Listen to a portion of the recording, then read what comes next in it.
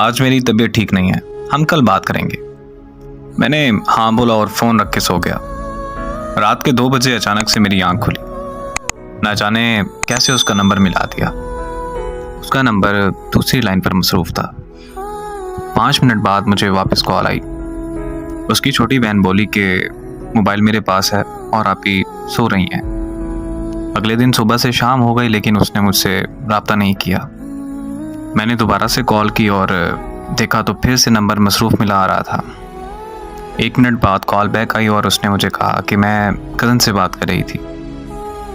मैं खामोशी से उसकी बात सुनता रहा और फिर कुछ वक्त तक हम दोनों खामोश रहे। फिर वो कहने लगी कि अगर ऐसे ही खामोश रहना है तो मुझे बता दो, मैं कॉल बंद कर दूं।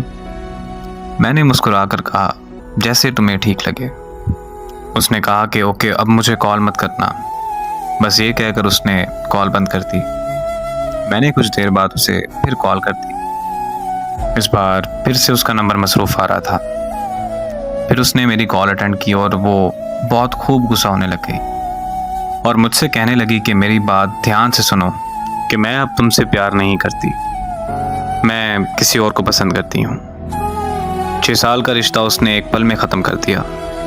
मैंने उससे पूछा कि आखिर कौन है वो लड़का। वो मुझसे कहने लगी, तुम होते कौन हो मेरी लाइफ में इंटरफेयर करने वाले। मैंने उससे कहा कि यार मैं तुमसे प्यार करता हूँ, तुम मुझे भूल गई। इतने में उसको किसी और की कॉल आई और उसने मेरी कॉल कट किए बगैर उसकी कॉल रिसीव कर ली। मैंने कॉल कट नहीं की। कुछ देर बाद उसने कॉन्फ्रेंस कॉल ले ली। कॉन्फ्रेंस कॉल में लड़का बोला कि हाँ भाई, तुम्हें क्या मसला है। तो मैंने कहा कि तुम होते कौन हो मुझसे ये पूछने वाले। तो वो मुझे कहने लगा कि ओ यार, कॉल कट करो और सो जाओ। तो साथ में ही वो बोली कि नहीं जान, ये ऐसे बात नहीं मानेगा, आप इस पागल को इग्नोर करें और मुझसे बात करें।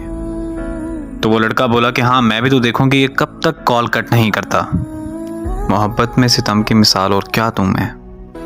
मैंने अपने महबूब को किसी और के साथ रोमांस करते देखा है। वो वक्त गुजरता गया और मैंने बहुत मुश्किल से खुद को संभाला।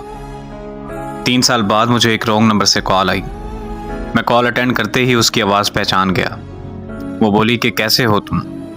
मैंने उसे कहा कि तुम काम की बात करो बस। तो कहने लगी कि तुम मुझसे अभी तक नाराज़ हो। मैं खामोश रहा और फिर पूछा उसने कि तुमने शादी कर ली। तो मैंने पूछा कि तुमने कर ली। तो वो बोली कि लोग जिस्म चाहते हैं, शादी कहाँ करते हैं लोग। बात यह है कि जिससे आप मोहब्बत करते हैं उससे कभी मोहब्बत ख़त्म नहीं होती, लेकिन इस तरह करने से आपकी ज़िंदगी में उस शख्स का वजूद चला जाता है। और ज़िंदगी में मोहब्बत होती है, लेकिन उस मोहब्बत का मतलब एक शख्स से वफा करना होता है। और खुदारा मेरी उन लोगों से गुजारिश है कि जिस्मों से खेल कर मोहब्बत के नाम को बदनाम मत कीजिए।